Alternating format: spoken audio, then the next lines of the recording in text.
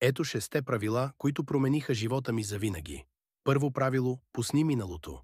Никога не разваляй хубавия ден, мислейки за лошото вчера.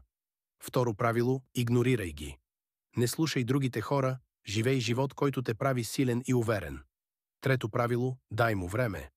С времето раните могат да се превърнат в мъдрост. Уроците, научени чрез трудности, се превръщат в насоки за бъдещето. Не забравяй да бъдеш търпелив към себе си.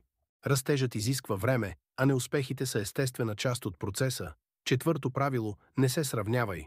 Единственият човек, който трябва да надминеш, е този, който си бил вчера. Пето правило – запази спокойствие. Няма нищо лошо в това да не знаеш всички отговори. Шесто правило – зависи от теб.